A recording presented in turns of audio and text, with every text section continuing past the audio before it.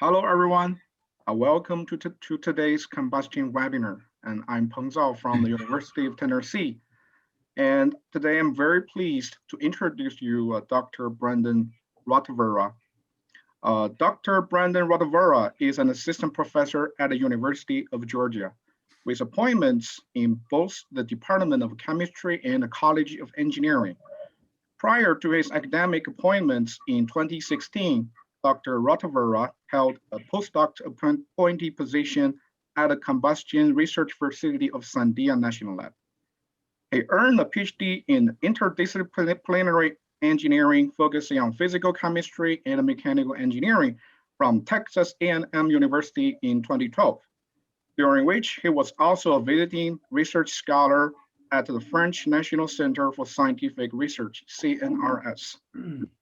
Dr. Rotavera is a recipient of the prestigious NSF Career Award, and other projects related to the gas phase physical chemistry are supported by the US Department of Energy and the National Science Foundation. At UGA, his work concerns gas phase reaction mechanisms of biofuels and hydrocarbons at high pressure and low temperature conditions using jet stir reactor experiments and quantum chemistry modeling. So with that, let's welcome Dr. Brandon Rotavera for his seminar. Thank you. Thanks, Pong, and thanks for the pronunciation of my last name. Usually people butcher it, so thank you for that. So yeah, and I also like to thank, before starting here, Professor Ju and Professor Sun for organizing this seminar. I think maybe they didn't envision it going this long, but it's really nice to have something that week to week we can get together as a community and stay abreast of all the major research topics of the day. So they've really done the community a service. So I tip my hat to them and thank them for keeping this going and for the invitation to speak today. So as the title of the seminar reflects, today we'll focus primarily on functional group effects on low temperature kinetics of biofuels, and even more narrow than that, focusing on the aspects related to ignition chemistry. I decided to add a few slides last minute here to sort of zoom out a little bit and see where things might be going in terms of combustion research in the next few years, because I assume that some students will be watching this either live stream or later. So I'll start out with some general comments on combustion and then segue into the detailed kinetics side. So all the content for today's presentation is derived from a review article that Craig Taitches and I recently wrote and submitted to PEX. So it'll focus primarily on aspects of that paper. So throughout the main part of the presentation, I'll focus a lot on molecules and molecular structure and how those two interplay with one another as it relates to ignition chemistry. So a basic problem that we like to study in my laboratory is conducting speciation measurements on something like diacetyl, which on its own may not look very important. But what we know is that it's a direct decomposition product of ketohydroperoxide molecules that are derived from, in this case, N-butane, but N-alkanes in general. And some of our more recent work has looked at new pathways to species that you get from ketohydroperoxides, the primary goal of which is to ensure that we're properly modeling the concentration profiles of compounds like diacetyl, so that we can accurately constrain the kinetics of KHP molecules, which are shown in the top right of the slide, as well as cyclic ethers, which are shown on the bottom left of the slide. And that's because they're typically very difficult to study. So we often look at stable intermediates as a way to get a handle on radical chemistry that's relevant for combustion. One of the topics that Stephen mentioned in his talks, his seminar a week or two ago, was the idea of thermochemistry implications on all these pathways, which is extremely important. One that was relevant for this study that I'm talking about here was the idea of an umbrella reaction where the inversion of the radical center on either the initial radical or the QOH species can completely shut off certain reaction pathways. And so it's important to get a handle on what the kinetics of those types of reactions look like.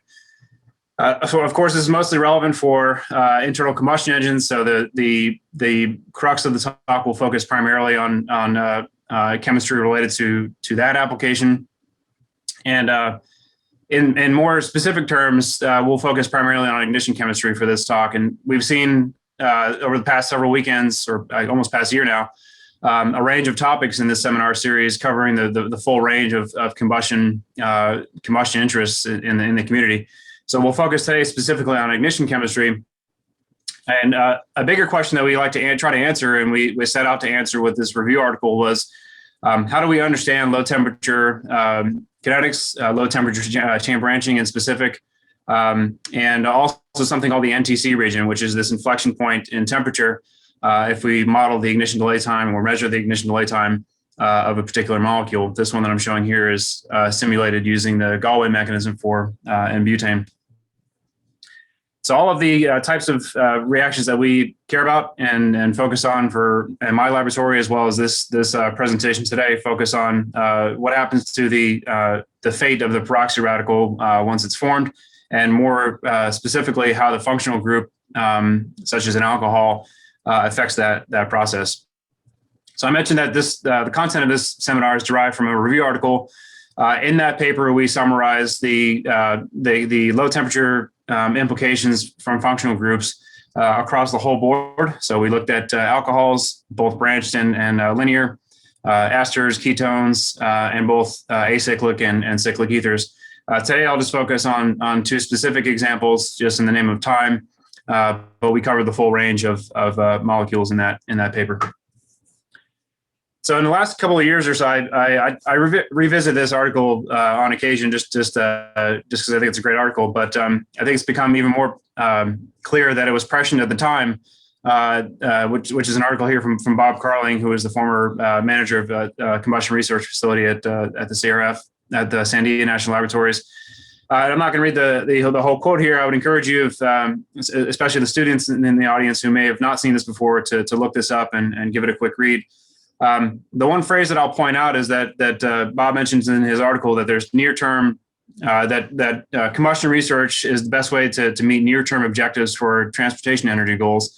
I think that argument now has shifted also into climate goals, and so a big push towards environmental responsibility and climate impacts, I think, can also be met in the short term by investing in combustion research. In part, that has to do with the sheer volume of energy that we derive from liquid fuels. So this is the picture today in 2019. This is the most recent data that is available for these numbers, where we get about 97% or so of our energy content from liquid fuels, a smaller portion from natural gas, and even smaller portions from batteries and compressed natural gas. What does the situation look like in 2050? Basically the same. So liquid fuels still are projected to dominate about 94 to 95% of the total energy consumed for transportation purposes. And the largest share of increase relative to where we are now is compressed natural gas. And so there's a variety of reasons for this, but I think the healthy view is to invest in combustion technologies that we have now to make them cleaner and more efficient. So I was trying to think of a good way to crystallize some of the what I view as maybe the public sentiment on combustion. And so I tried to find a good cartoon to do that. And I came across this one, which is a guy who's interested in buying a car, and the car salesman tries to sell him an oversized car called the Enviro Crusher Model 4, which weighs 40 tons and uses owls for fuel.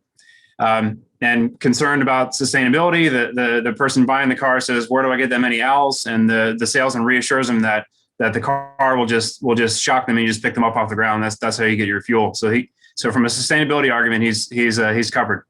Of course, this is tongue in cheek, but this is sort of a cartoonish view of the most negative view of combustion you can have, which is that the vehicles are oversized and they're bad for the environment.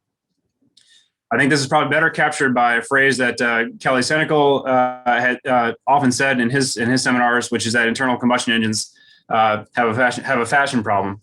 And if you don't follow Kelly on LinkedIn, I encourage you to do so. He's doing the community a service by disseminating well-constructed arguments to push back on some of the narratives. And he's recently published a book that's coming out in the next couple of months called Racing Toward Zero, along with his co-author, Felix Leach. So I'd encourage you to take a look at that. I think it comes out in May or June. later this year. But he pushes back on some of these ideas that that combustion is inherently bad for the environment, which of course it's not. So some of this it was derived from the basic idea that driving a combustion powered car makes you feel dirty, and driving an electric car makes you feel clean, and that has to do with the focus on tailpipe emissions. But if you pay attention to a lot of the narrative around electric cars, it seems to completely block out the source of emissions or the source of energy production, which produces emissions. And of course, that's an important consideration when we think about the overall emissions portfolio for a given vehicle. What I found interesting in the last couple of years is there's been a number of articles that have come out to sort of push back on this idea that electric cars are just inherently good and there's no real environmental or health impacts by switching from combustion engines to electric cars. And of course, that's just fundamentally not true. And there's a number of articles that I could have put up here. I chose just a few. One of the more interesting ones that I came across was this one from Sarah Jones. She's actually not a combustion person. She's not a physical scientist even. She's an epidemiologist from Wales. And this paper is published in the British Medical Bulletin. And it's fairly short. I'd encourage you to read it. But the short takeaway point is that electric cars are projected to be at least as bad as internal combustion engines for emissions production. There's a variety of reasons for that she goes over in her paper. One of which is the idea of a non-exhaust particulate matter emissions from electric cars, specifically PM 2.5, which contain a lot of heavy metals, because on average, those cars tend to be a lot heavier than combustion powered vehicles. So I just found this interesting because in the last few years, there's been a number of articles that have come out and sort of poked holes in the narrative that electric cars are just inherently good. And I think a lot of this was derived from a few years back from the Economist's cover article, which showed that internal combustion engines are on their way out. And more recently, we've had some positive news where Mazda has this breakthrough technology that incorporates SPCCI technology to address emissions and efficiency goals that we want to get to. So taking all that in summary, there's a really interesting connection that I'll get to at the end of this presentation with Woodrow Wilson, who has somewhat of a history with internal combustion engines, which is ironic because at the time he was the president of Princeton University, and of course Princeton being one of the legacy iconic institutions for combustion research. There's a number of funny caveats to that. I'll revisit this point later at the end of the talk. So to kind of summarize all those last few slides, the current picture where we are now in terms of transportation energy is we rely heavily, almost exclusively on liquid hydrocarbons for our transportation energy goals. Over the coming years or decade or so, we aim to incorporate more renewable sources of liquid fuels, such as biofuels, into the mix. And then there's the other direction, which is pushing it entirely towards battery in the long run, towards battery-powered technologies. Two questions that I just want to pose that I don't know the answer to, and I've not seen anybody even ask, is as it relates to shifting completely to batteries, is what about raw materials? You can envision a scenario just like with oil prices fluctuating. You can envision a scenario with raw materials prices reaching an inflection point with increasing demand. And we also use batteries in a lot of other aspects of our lives, our phones, devices around our home. And there's a finite supply of precious metals that are needed to make batteries. So at some point in the future, you can imagine a scenario where this is not tenable. The other question that I would like to raise, and I've never had anybody ask before, is what is the impact in a hypothetical scenario going completely to battery electric vehicles? What will be the impact on the electrical grid if everybody is powering their homes with electricity and also their cars? What does that scenario look like? I don't have an answer to that question, but I think it's an important one to think about. So I think the best answer to move forward is a combination of both technologies. So batteries certainly have their place, and they're really important for a range of reasons. I actually own a hybrid myself. So I think the healthy view for transportation technologies is to incorporate ways to use both combustion and battery technologies. So anyway, I wanted to sort of crystallize some of that for some of the students that might be watching this, because what I worry about in the long term is for some of our young talent being dissuaded from studying combustion as a career, And in my view, it's a healthy field to get into, certainly, and there's a lot of interesting and important problems to work on. So shifting gears towards the main focus of this presentation. So I mentioned that this is derived, the content of this seminar is derived primarily from a review article that Kinetics and I wrote for PECS.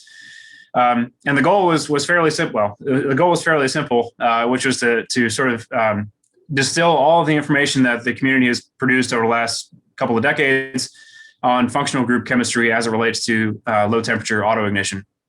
We did this from the full range from the initiation step all the way down to the chain branching step. The plot that I'm showing on the right is the total number of papers per functional group. So, we can roughly correlate this with how much we know about the given molecule or functional group. The largest share, of course, is from alcohols. They've been studied for quite some time. But the basic question, regardless of functional group, was how it impacts the various steps along what we consider to be the primary low temperature pathway, which is initiation, the first O2 addition step, isomerization, and so forth, all the way down the line. I'll go over a specific example for those unfamiliar with this nomenclature. I'll go through a specific example on the next slide to hopefully focus in on some of the details that are relevant for this talk. So as I mentioned on the opening slide, I'll just focus on two sets of molecules, the alcohols and cyclic ethers for this talk, and the rest are covered in the paper. Okay, so for those that are maybe a little bit unfamiliar with low temperature oxidation schemes, the basic premise is that once an initial organic radical is formed in a combustion setting, the most important step for low temperature kinetics is O2 addition to that molecule, producing an RO2 alkyl peroxy radical. One of the forward step that we typically concern ourselves with for this type of analysis is KOH. So an isomerization of the RO2 radical into a KOH species, which can decompose in the forward direction, principally through one of two pathways. One is cyclic ether formation on the top, releasing an OH radical in the process, and then on the bottom is an alkene, which releases an HO2. In terms of ignition, the second O2 addition step is critical for moving forward. So once that happens, that can also isomerize and pull off a hydrogen atom from somewhere in the molecule. If it happens to pull it off from the same carbon to which the initial HO2 group is bound, we get something called a ketohydroperoxide radical. A ketohydroperoxide molecule that's produced, which is the species in blue here. And that can undergo a number of pathways as well. In terms of autoignition and chain branching, it's the forward step via OO bond scission, leading to an alkoxy type radical plus OH that gives you that chain branching step. And so we can view this in a macroscopic sense by saying the pathways that are pushing towards the left in this diagram give us chain propagation, meaning that it produces a radical that's going to go back and start the process over again. Chain inhibition, which is the flux in the downward direction, that produces less reactive radicals, and then chain branching going towards the right, which is a process that accelerates the ignition event. So we're primarily concerned about all these steps that lead up to the ignition event in a combustion system. And the basic question that we wanted to sort out is, what is the effect of a functional group on these various steps? And it turns out there's some interesting stuff that we've learned over the years, and also some new questions. So I'll frame each of the two sections that we'll cover today in terms of sort of where we are in basic knowledge and some questions that I think that need to be looked at in the future. So just kind of summarizing all that. So the trend here that I'm showing is the ignition delay time trend for 1-butanol and butane. We see that the primary area of difference is at the inflection region in the NTC temperature range, where we see a shift in the kinetics that lengthen the ignition delay times of the alcohol. So the question is, what is it that causes that? We certainly know a lot about the underlying kinetics that explain that behavior. But there's several steps to get there. That said, the idea of a functional group and the molecular structure of a biofuel, in terms of the effect that it imparts on the combustion process, obviously changes with functional group type. So in some cases, like in the alcohol scenario, we have a lengthened ignition delay time with very little NTC behavior. So that's the figure on the top left. On the top right-hand plot here, that we have longer ignition delay times for ketones, but we have NTC behavior. I'll have a slide at the end that has all the references for these data. I couldn't fit everything on this one slide, so a lot of this comes from the Galway group and the Aachen group, Texas A&M group, Matt Olschlager, and some others as well, the Kaust group as well, Jackie Song at UConn. So I'm just trying to summarize all the ignition delay time measurements on some of these functional groups. Functional groups can also produce significantly shorter ignition delay times, like dimethyl ether versus propane. So here we're talking about orders of magnitude, or a little more than one order of magnitude difference in ignition delay time. If we compare THF with cyclopentane, we see shorter ignition delay times for THF, and similarly for methylated THF. And then for esters, depending on the size of the ester, this behavior can vary to very similar to alkanes, or completely different depending on how long the alkyl substituent is on the chain. In a nutshell, I would say that if we look at plots like this, what it does for the physical chemistry side of the argument is it allows us to ask interesting questions as to how we get there. So how many reactions are affected by the presence of a functional group, and to what extent does that effect take place? So if we wanted to model ignition delay times or any kind of chemical pathway, I like to think about this as an archery problem where we're trying to hit a specific target, but the pathway that we take to get there is affected by a lot of variables. So wind speed, the angle of the bow and arrow, the mass of the arrow, of course. So there's a lot of factors that go into getting a number right in terms of chemical kinetics model prediction. So we have to think about initiation steps, O2 addition steps, reaction mechanisms, as well as the actual ignition event. So I'll start first with cyclic ethers, and then I'll end the seminar on alcohols. Cyclic ethers are interesting for a variety of reasons. One is that they definitely serve a purpose for biofuel additives, whether we're talking about THF or methylated THF. But they also have a purpose in terms of studying their low temperature chemistry. They also have a purpose because they're intermediates of alkane oxidation. So this is just an example from N-butane, which gives THF as a QOH intermediate, QOH derived intermediate. And so to fully describe the kinetics of butane, we should also think about cyclic ethers in the context of participating intermediates in a reaction system of alkanes, or any other kind of molecule with a large alkyl chain. And so this is the study that I mentioned on the opening slide. This is the basic question that we looked at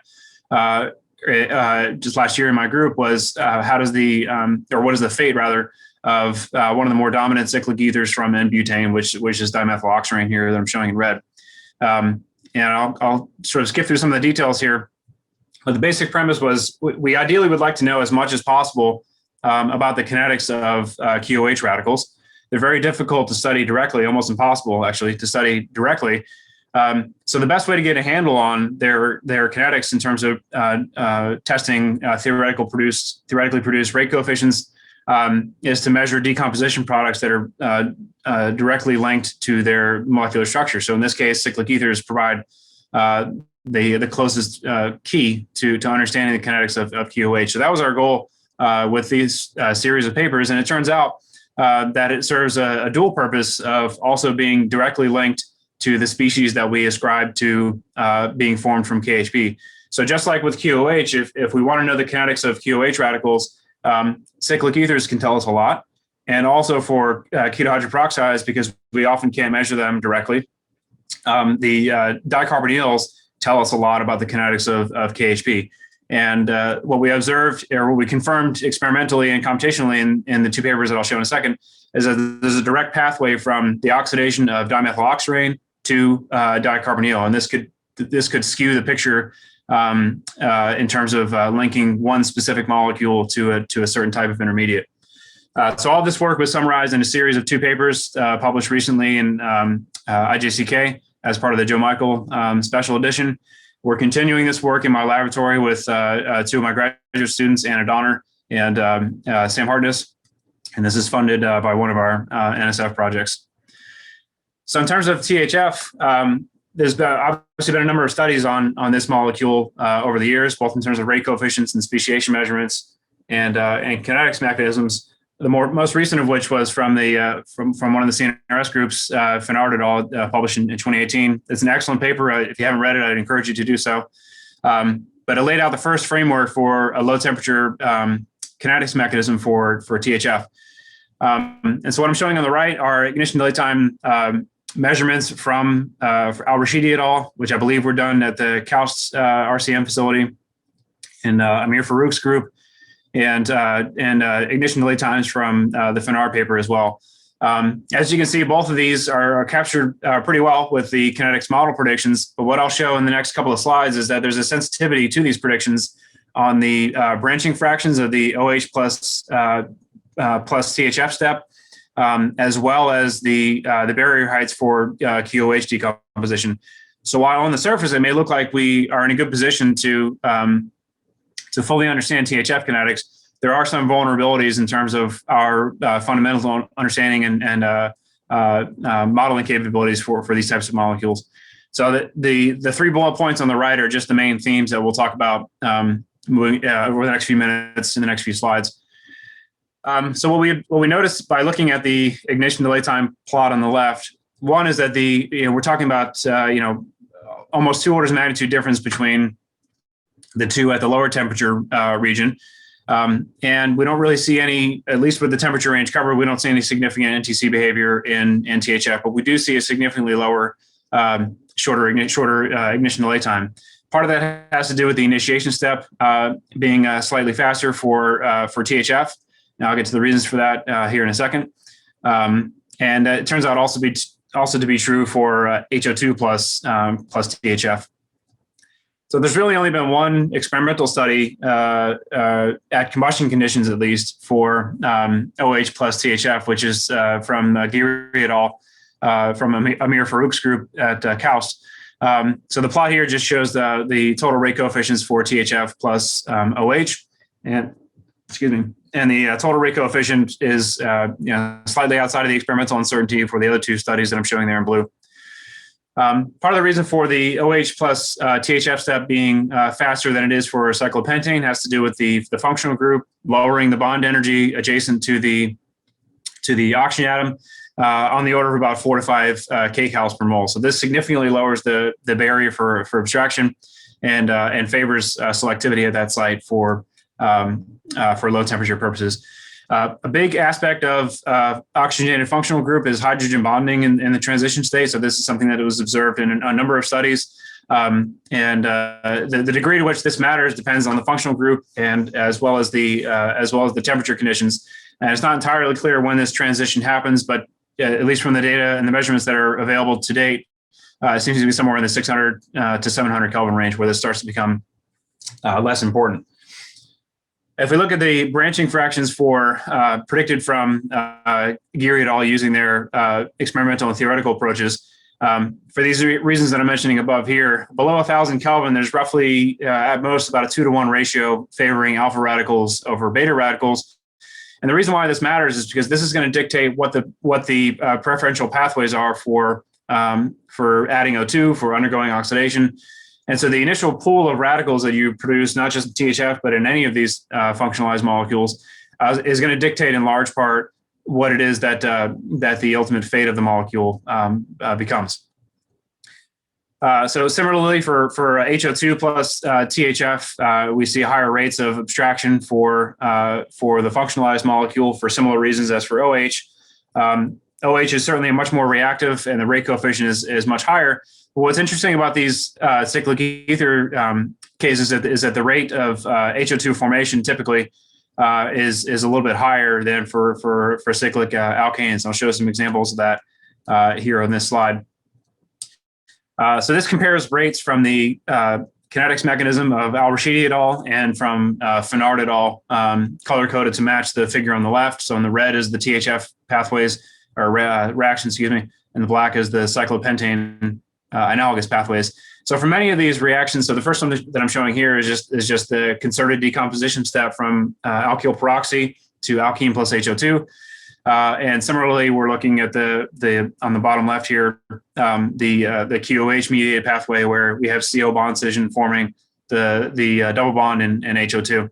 So those rates are arguably are virtually identical, and within the uncertainty for sure. And in the cyclohexane case, it actually is a little bit faster than for THF when we look at pulling off the beta hydrogen as opposed to the alpha hydrogen on the left there. However, if we look at the direct pathway, so R plus O2 going directly to alkene plus HO2, that's where the biggest difference is, at least with the rates that we're using these mechanisms. That's where the biggest difference is in terms of the overall consumption of THF by this pathway. And that's relevant because the higher rate of HO2 production coupled with the higher rate of abstraction by HO2 may in one part be one explanation for the shorter ignition delay times for THF. I mentioned the Fenard paper being an excellent paper. One of the reasons why I say that is because they state articulately in the paper that they observed if they altered their mechanisms to satisfy the speciation data that they had available to them versus the ignition delay times, they couldn't do both. So they could either model the ignition delay times really well, but that came at the expense of the speciation data, or vice versa. And obviously, as the chemist view on this, obviously there's something that we're missing on the modeling side that needs to be improved. So this is an interesting detail that I found was relevant for the paper. So what I did was I took the Fenard mechanism and varied the decomposition barrier height for QOH going into products. So the unimolecular step of QOH, so all the reactions going to the right here, and which turned out to be, I think, 8 or 9 reactions in total. And I varied it within the uncertainty of the methods that were used. So that recently there was a paper from Henry Curran's group looking at this in more detail, and they came up with a 2 sigma uncertainty of about 3 kcals per mole. So if we incorporate that into the mechanism to see how sensitive it is to those fluctuations, this is what we get. So this is 20 atmospheres stoichiometric conditions. The black line is the initial version pulled directly from the literature and just run the simulation. The blue line is a lowering of the barrier height in the forward direction, and the red is a raising of the barrier height in the forward direction. And this makes sense because if we look at let's take the red case, for example. If we raise the barrier height for the unimolecular decomposition step, that's a slower depopulation of the QOH pool in that direction and makes more of it available for the QOH plus O2 step, which ultimately shortens the ignition delay time. And vice versa, if we lower the barrier height for the forward step, that depletes the pool in that direction faster and makes less available for second O2 addition. Likewise, if we apply that same modeling methodology that I did for this, to other species produced from QOH decomposition. So one is butane diol. We see a significant dependence on what we can expect in terms of speciation profiles for butane diol, depending on the barrier height that's assigned for QOH decomposition. So the big picture here is we want to know as much as we can about QOH kinetics. The best way to do that is to look at speciation products as close as possible, which is cyclic ethers and other species that are unique to QOH radicals. And so we see similar behavior for other species as well. So cyclic ethers of THF, and this bottom multifunctional species is from the Fenard et al. Paper as well, which is a result of ring expansion, which I'll get to in a second. So the takeaway point here is there is a sensitivity to the ignition predictions on the barrier height for forward decomposition of QOH. And we also see that sensitivity reflected in species profiles behaviors as well. So more recently for second O2 addition kinetics of THF, there's been a few really excellent papers that have come out over the last couple of years. One is from Lenny Sheps and Ivan Antonov at Sandia National Laboratories, where they looked at THF oxidation using photoionization mass spec. And the basic point here was that there are alternative pathways available after the second O2 addition step because of the functional group, lowering barrier heights for loss of HO2, for example, from the second O2 addition product. So they did a number of experiments where they looked at deuterated species and detected them and confirmed them using photoionization mass spec. So this is really the first time we had a look into what the second O2 addition products looked like from THF, which is interesting because if you remember back from the ignition delay time plot, we saw that the overall ignition delay times were significantly shorter than cyclopentane, but we didn't see a lot of NTC behavior. So this is a really great paper looking at some of these kinetics details in more detail. This is just the ring expansion mechanism that I alluded to on the previous slide. This was published initially from the Lille group from Guillaume Van Alve's group. I believe they use an RCM for these measurements. But in any case, they came up with this really unique ring expansion mechanism to explain the observation of this 1,4-dioxine species on the top right of the screen. And more recent than those two studies, Niels Hansen's group at San Diego National Laboratories also did some really nice work, not only identifying the ketohydroperoxide structures in THF oxidation, but really nailing down what specific isomers are most relevant, at least at those conditions of the experiments. And so they, out of the 6 total KHP isomers, they isolated 4 that were most relevant. And they also took it a step further and working with Aaron Jasper at Argonne National Laboratories, came up with a way to quantify the cross sections of these species so that they can incorporate these and compare them to model simulations, which they did. And they showed that there's really only 1 or 2 of these species that are the most prominent to consider for THF modeling. So there's been a lot of nice work done on THF oxidation kinetics. Still a ton of work to do, particularly integrating what we've learned experimentally with the computational kinetics modeling side of things. Some of the more basic questions that I think still need to be addressed is what happens to the OOH once it is formed. So we have some insight on that from Lenny Sheps's paper, but obviously doing this quantitatively would be ideal. Even more recent than that, this is the most recent paper that's been published on THF kinetics from Philippe Dego's group at CNRS. They applied a suite of diagnostics, including chemical ionization and other techniques, to look at products from second O2 addition as well as third O2 addition. And so now we see this broaden out to the arguments that were made by Mani Sarathi and Zhongdong Wang some years ago, looking at third O2 addition steps to alkanes. And so this is really the first time the paper from Philippe's group is really the first time this has been looked at in depth for THF oxidation. And they also confirmed several other species as well. So there's a lot of complicated chemistry that may be relevant to consider as we think about refining the kinetics models for THF. So to summarize some of the major points here, so the unimolecular decomposition of QOH species in general are really important. So the 2 that I'm showing here for cyclic ether step and a ring opening step for THF. We're currently working on this in my laboratory here at UGA. Alana Krisky is the lead on that project, and it's funded by the Office of Science Gas Phase Chemical Physics program. In addition to that, other basic questions that came up during the course of the review is I'm listing here on the rate coefficient side at least, branching ratios for the initiation step with OH. We have some understanding of the HO2 step, but those are derived from rate rules, and so we don't really have a clear quantum chemical view on what the H abstraction rates look like for HO2. And I think this is really important because, as we showed earlier, that the rate of HO2 formation is projected to be higher than it is for molecules that are not functionalized. And so I won't go through the other steps here, but I just want to really show these. We provide some more detail in the paper on each of these steps and make some suggestions as to what other elements would be needed to look at THF oxidation in more detail. So a couple slides on THP, tetrahydropyran. I'm going to kind of zip through this in the name of time. So this is a really interesting biofuel molecule, as well as an intermediate of N-pentane oxidation that has a number of publications behind it as well, including a couple of kinetics mechanisms.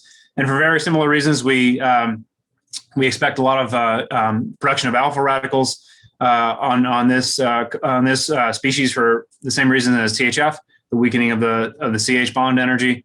And And so far, what we know about this system is that ring opening is a key aspect of its kinetics. So these are two plots that I'm showing from a paper that we published a few years ago on this molecule, where ring opening actually outcompeted the O2 addition step that would otherwise give you alkene plus HO2. And the reason for that is the initial radical favors incipient CO bond formation. This is the second molecule over, and that's due to a weakened CO bond energy as a result of the abstraction process.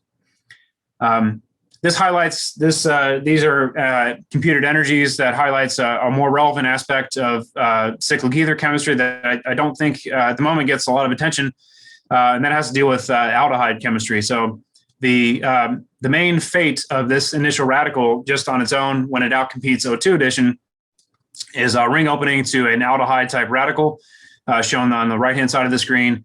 One of the things that it can very readily do if the alkyl chain is large enough is pull off the aldehydic hydrogen and then quickly give you CO plus alkene. Of course, in the presence of a lot of O2, that can certainly change. But this is an important aspect of cyclic ether oxidation that's important to consider. So again, more ring opening steps that are relevant for a THP. This is a second paper that we published on this topic, where we observed that ring opening was a key feature of cyclic ether oxidation. And for similar pathways that you would have in a cyclic ether, those do not show up in cycloalkanes.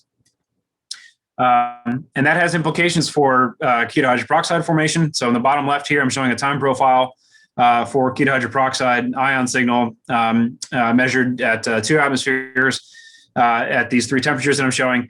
And we really only see ketohydroperoxide signal at mass 132 at a temperature of 600 Kelvin. The plot in the middle is repeating these measurements over a more discretized temperature scale, where we covered from 500 to 700 Kelvin, and we see a sharp drop off after about 625 or so. So somewhere between 650 and 700 Kelvin, what we know is that there's a mechanism that would otherwise lead to KHP, which gets shut off. And that could either be the ring opening step of the initial radical that I mentioned on the previous slide, or the ring opening of the QOH radical that I mentioned on the very last slide. Both of those would interrupt the formation of ketohydroperoxide and kill that species at higher temperatures.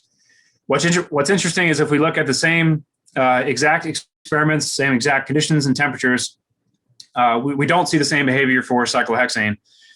So the red signal is the ketohydroperoxide ion signal at 700 Kelvin. So that tells us that the kinetics that are shut off for the cyclic ether case are still prominent for the cycloalkane case.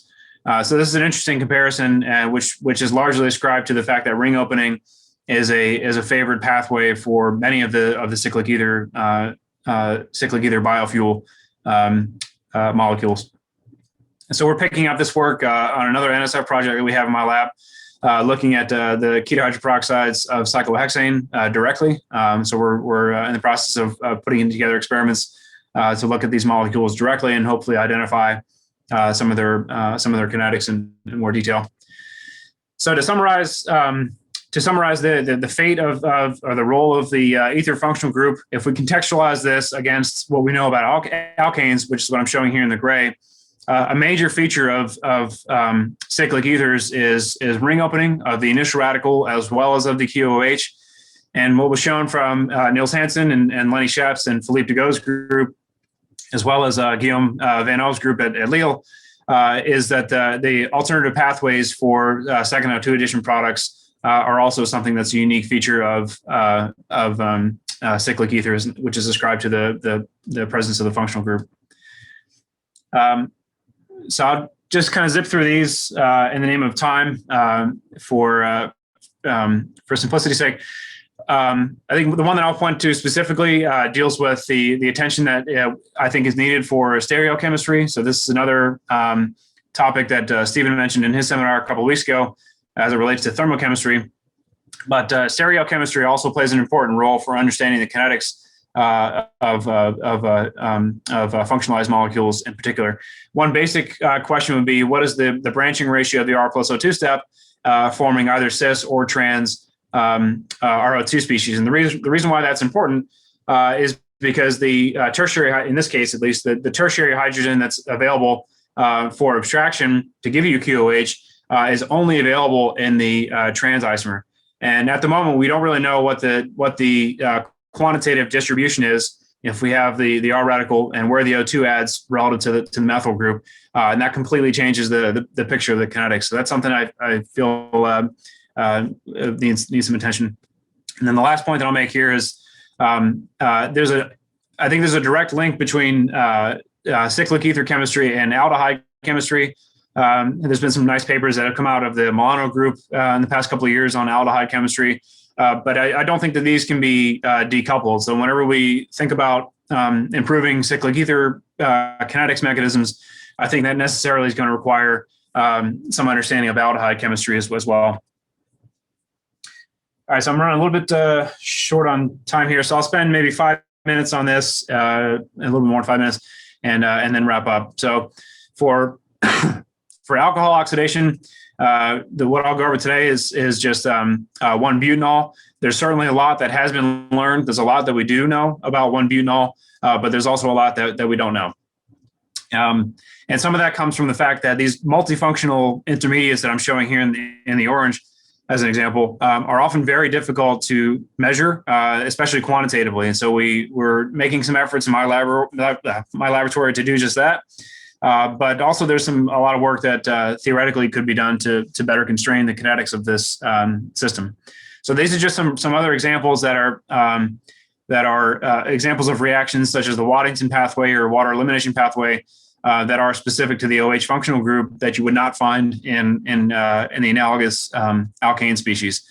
One of the more interesting questions or features of alcohol oxidation is the alpha radicals tend to overwhelmingly form aldehyde plus HO2. Which we've known for some time now. So most of the focus of the next few slides will be on the fate of the beta, gamma, and delta radicals a little bit further away from the functional group. So we've seen this plot before for ignition delay time differences between butane and 1-butanol. If we take the kinetics mechanisms for one from the Sarathi et al.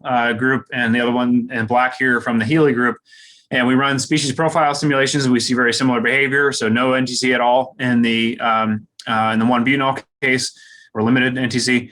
And in the black scenario, there's significant NTC behavior right around the 575 to maybe 700 Kelvin mark. This is also reflected in QOH derived or R plus O2 derived intermediates.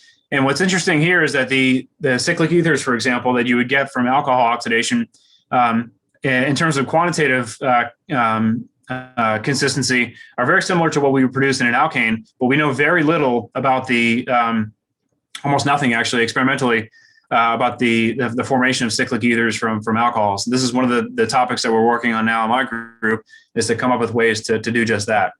So again, the linking what we know about species profiles can tell us a lot about ignition delay time behaviors of fuels. I'll skip this in the name of time. So this is just, we started out the review article by looking at the initiation step and all the available literature on that.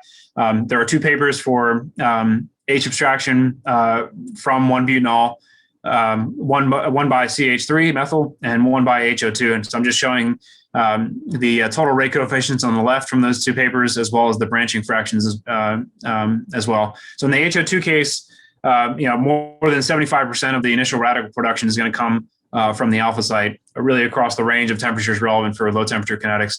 And from methyl standpoint, the distribution is a little more distributed, but we have a lot less methyl floating around than HO2. So methyl abstraction is maybe not terribly relevant for 1-butanol case, but anyway, there's a nice paper on this from Henry Curran's group some years ago. So what I want to show in the next couple of slides is the sensitivity to our understanding of the branching fraction of OH plus 1-butanol on ignition delay time predictions. And so if we look at the total rate coefficients, these measurements are from Vasu et al. For 2011, I think it was, 2010. Compared to theoretical predictions from Zhao et al., which is Henry Curran's group, and from the Sarathi et al. Mechanism. And these are within experimental uncertainty, at least within reasonable agreement with one another. And so these from a total rate coefficient standpoint are not terribly different for the range of temperatures that are relevant for low temperature combustion. These are the branching fractions from the Cyclic mechanism. So again, at least by that model, the alpha radical is favored with some secondary competition from gamma and from beta.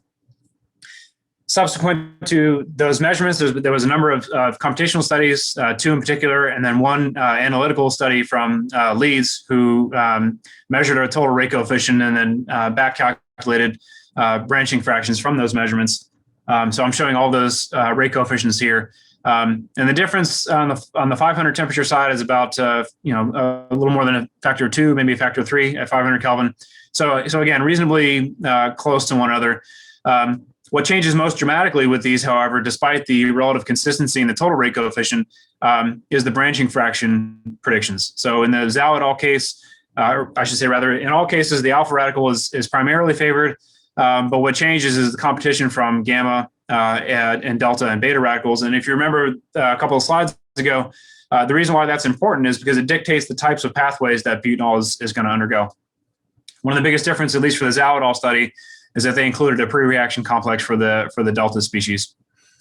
So if we, so I'll wrap this up in another five minutes or so. If we look at if we incorporate those rate coefficients, the site-specific OH plus 1 butanol rate coefficients into the Cyclic et al. Mechanism, we see that there's a significant dependence on not the total rate coefficient of OH plus butanol, because that more or less is similar, but on the branching fractions. And that should be not terribly surprising because, again, we're dictating the pathways that are more relevant in one set of rate coefficients versus another. And so quantitatively, we're talking about tens of milliseconds different at the low temperature region, which you can argue is really significant for quantitative modeling purposes. So this just shows the sensitivity also on species profile predictions.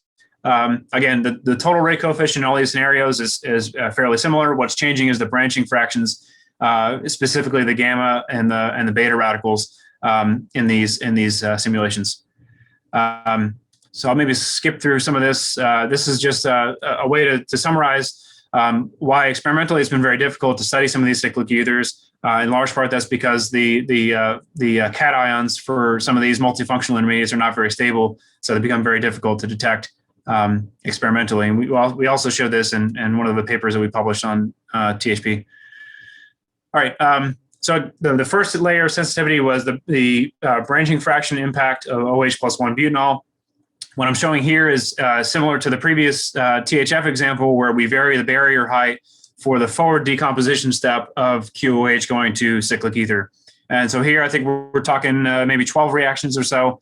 But again, shifting the balance of QOH in the forward decomposition step versus second O2 addition produces a significant effect on the ignition delay times, again, by the order tens of milliseconds. I think it's about 70 milliseconds or so at 800 Kelvin. So that's a significant change. So there's a lot that we've learned about cyclic ethers for sure, but also a lot of items that we need to tend to. So one of the big projects in my laboratory right now is looking at the effect of the OH functional group as well as others on barrier height differences, and specifically the formation kinetics of these multifunctional species, which we're able to detect in my laboratory using absorption spectroscopy. And this is relevant for a number of reasons, because we have a range of species that can be formed from a given radical of butanol, one of which is the really exothermic water elimination channel. So the fate of the various QOH radicals can dictate a lot in terms of the overall kinetics of the system. So Matt Christensen is one of my graduate students working on this. And again, this is funded by the gas phase chemical physics program. So some last comments here on what I think will be helpful to consider for alcohol oxidation. I'll just sort of leave this up in the name of time rather than go through every single one. We have learned a lot, I think, as a community on functional groups. But there's a lot of really interesting work that's ongoing now and will be going on for the future. All right, so some concluding remarks. So again, the content of this seminar was focused primarily on what is the impact of functional group on all the various stages of low temperature oxidation leading to the chain branching and ignition event. So initiation, O2 addition, reaction mechanisms of QOH and second O2 addition. And we did this for a range of functionalized molecules, from ketones to alcohols to esters and so forth. And the bigger goal here is to lay out where we are in terms of understanding this functional group chemistry and where we can go to make it better. And again, the analogy that I link in my mind is archery, because I feel like you can hit the target a number of ways, but to really get it right every single time, you've really got to have a good handle on all the inputs for the system. So wind speed and trajectory and so forth. So the last slide here that I'll show, I mentioned I come back to the idea of Woodrow Wilson. At the turn of the 20th century, he was the president of Princeton University and had sort of a negative view of combustion of cars in general at the time, which were called horseless carriages. But the basic concept was that they're really expensive at the time. I think they were about $4,000, so almost nobody can afford them. I think there was about 150 miles of paved road, and I think the upper limit of speed was slightly less than a horse. So to Wilson's credit, there at the time there wasn't really a big observable need for cars. But Henry Ford took a different view and saw a future where the car could be useful in a variety of applications, and of course made the famous Model T, which dropped the price by about an order of magnitude and made the car or really sparked the automobile movement into what it is today. So Woodrow Wilson, in my view, I don't think saw the combustion engine for what it was, or what it could be rather. He saw the car for what it was at the time, not what it could be in the future. And so I think we're at a scenario now where people like us in the combustion community see a lot of potential scientifically for making combustion engines better.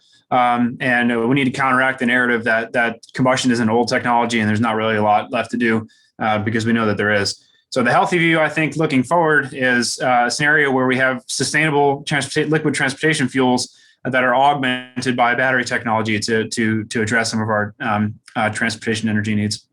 So I'll thank my students for their contributions to all this. Obviously, without it, nothing would be done. And also the funding agencies that have supported this work, NSF and DOE, and some of our collaborators, so Fritz Schaefer and Justin Turney at the CCQC here at UGA, as well as our colleagues at Sandia National Laboratories, Lenny Sheps, Craig Taitches, and David Osborne and Judith Zador. So I'll close on that. This is just the citations for the ignition delay time slide that I showed way earlier in the seminar, but I wanted to give credit to all those really nice papers. So I'll just show that for a second, and I'll close that and take any questions that you might have. Thank you very much, Brandon, for the very insightful talk. We do have a few questions, so let me share my screen. So the first question is from Professor Yi Guangzhu. The question is, if one measures low temperature ignition delay, can it tell the sensitivity of QOH decomposition versus the second O2 addition? Basically, QOH plus O2 becomes QOHO2. The products of QOH and the QOHO2 decomposition are more relevant to the ignition of intermediate temperature chemistry transition to the ignition of high temperature chemistry.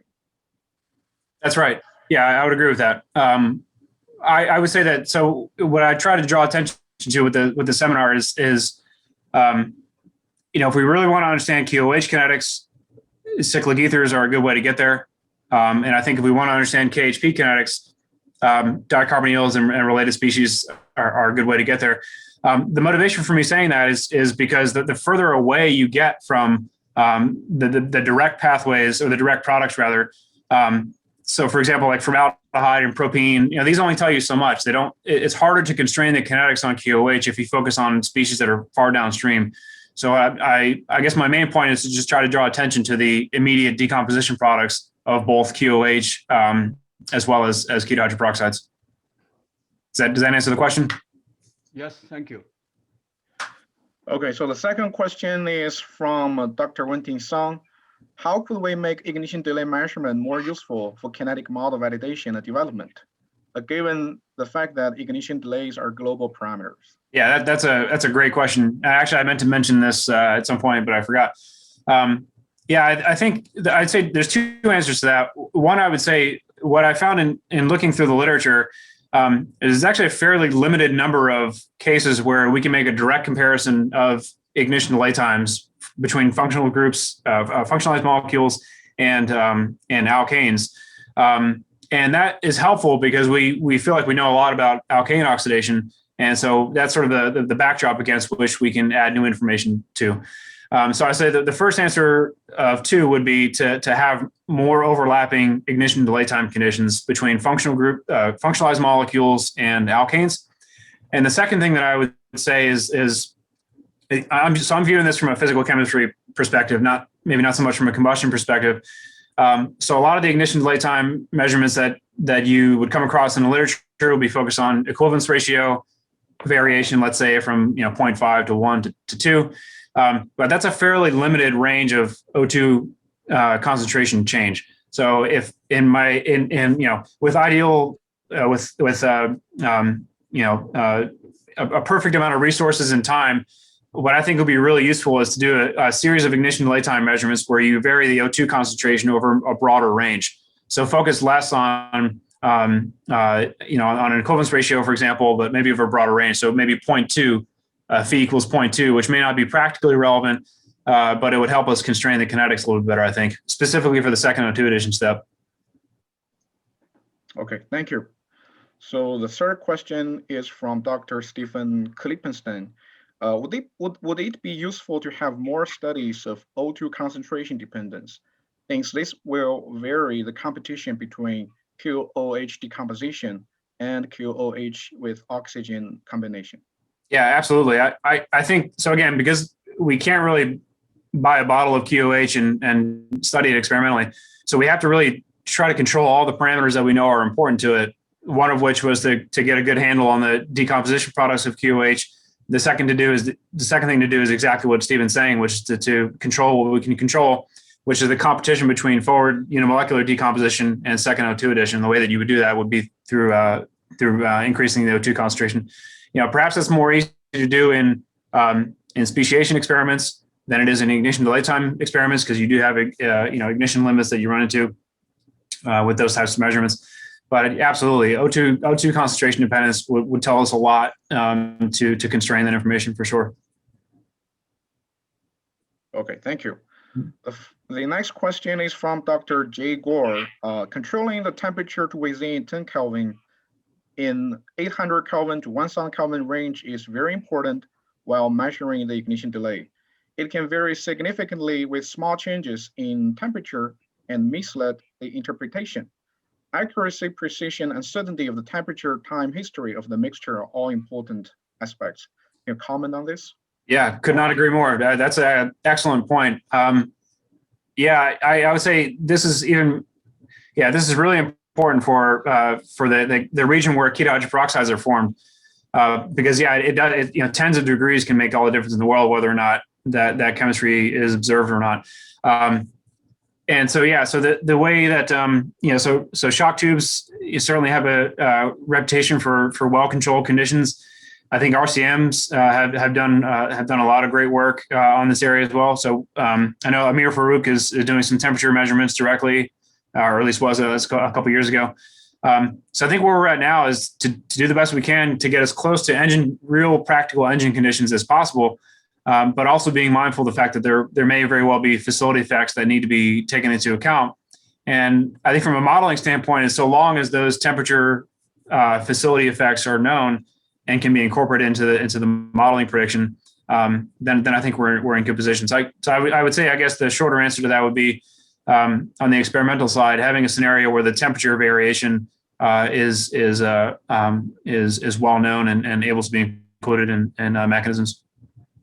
Okay, thanks. I think following this question, the comparison of the kinetic modeling and experimental measured ignition delay is frequently not conducted in a sense of uncertainty quantification, because the ignition delay is typically can cross a range, an order of magnitude or 2 order of magnitudes, right? That's right. So, and in a log plot, and the comparison sometimes even 2 or 3 times 2 or 3 times deviation away from the modeling, we still consider it's good comparison. I think that's also another thing. Yeah. Yeah, that's a great point, Pong. I agree with you totally. I think many of us run into this question about, quantitatively, where are we trying to go and what are we trying to hit? And talking with people who are engine experts, they're typically interested in, crank angle degree changes. And so we're talking probably in the order of, a few hundred microseconds would be the ideal target we'd want to hit. I agree that incorporating more UQ analysis would be a good way to move forward for sure. Right, thank you. So the next question is actually from myself. I consider a major challenge for low temperature chemistry kinetic modeling is that low temperature products highly depend on the fuel molecular structure and functional group. Can you comment on the possibility of developing a more universal low temperature kinetic mechanism for practical fuels? Yeah, I think that's kind of the holy grail. I think we want to get to a scenario where we have like a one mechanism for everything. I guess my initial comment to that would be, so the functional group is only part of the story. Alcohols would be a good example. So if you compare one butanol with isobutanol, for example, or isopentanol, or prenol or isoprenol, the effects of methyl branches or unsaturated carbon can completely change the picture entirely. So the functional group is a part of the story, but I think that my view of this process, at least, is treating functional groups and degrees of unsaturation and methylation as separate problems. And if we get accurate understanding on all of those entities separately, then yes, we should have a scenario where we're heading towards a unified mechanism that's able to handle all that structural information. I think that so the group that Callie Senecal started with Henry and Stephen aims to do just that. I think is to build a more universal mechanism that can be used for a range of fuels. And so that would be the best case scenario that we can offer as a community. I think is to have a scenario where we can model really any kind of functional group and molecular structure. But we're also talking about the scaling of size in the mechanism too. So that's a consideration to think about as well. Right. So the last question is from Armid Albana. In conventional hydrocarbon ignition, the thermal ignition delay is related to H2O2 decomposition and OH generation, and how this feature applied in the case of biofuels? Yeah, that's a great question. I would say that part doesn't change. I'd say what changes is how much HO2 you produce and how fast you get there. And so that could be one reason, for example, why in cyclic ethers, at least at the intermediate temperature range, the ignition delay times are significantly shorter because you produce, conceptually, I would imagine you produce a lot more hydrogen peroxide in THF than cyclopentane. Actually, that's an interesting question that I didn't think of until just now, which is for those who have hydrogen peroxide diagnostics to look at the time profiles for and yields for HO2 hydrogen peroxide in say THF versus cyclopentane. I think that would tell us a lot to explain and confirm this exact question. Okay, thank you very much. Let's all turn on the camera, and thanks, Brandon, again for this wonderful talk. All right, thanks for hosting, Mom.